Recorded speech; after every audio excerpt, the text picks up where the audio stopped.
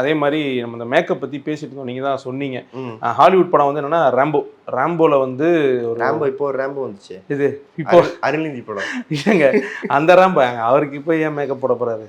அதுப்பா அது ஓகே, அது வந்து அவங்களே போடுவாங்க. ஹாலிவுட் ரேம்போ இருக்குல்ல, சில்வஸ்டர் ஸ்டாலோன் நடிச்சது, அந்த ரேம்போவில் வந்து அவர் மேக்கப் போட்டிருக்காரு அவருக்கு. அதை வந்து சொன்னார் ஒரு நிகழ்ச்சியில். நம்மளுடைய மெமரி அந்த மாதிரி இருக்குது, அவர் ஞாபகம் வச்சுருக்க நம்ம மறந்துட்டோம். ஸோ அதே மாதிரி குவென்டின் டாரன்டினோ இவருடைய ஒர்க் பார்த்து இன்ஸ்பயர் ஆகியிருக்காரு. அதான் இப்போது ஒரு நம்ம வந்து என்னென்னா ஒரு 1/2 மணி நேரத்துக்குள்ளே 1 மணி நேரத்துக்குள்ளே பேசி முடிக்க முடியாது. அது போயிட்டே இருக்கும், ஒரு சகாப்தம்.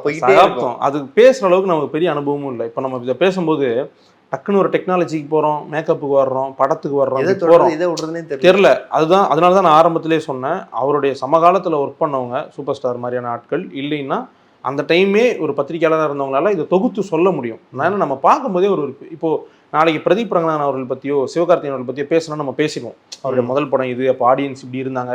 இவங்களாம் நம்ம வளர்ந்து வந்து பார்க்கும்போதே இமயத்தில் இருக்கிறாங்க. அதனால் எங்களால் முடிஞ்ச அளவுக்கு நாங்கள் அதை சொல்லியிருக்கோம். ஸ்டார்டிங் தெரியும், எண்டிங் கிடையாது, போயிட்டே இருக்கோம்.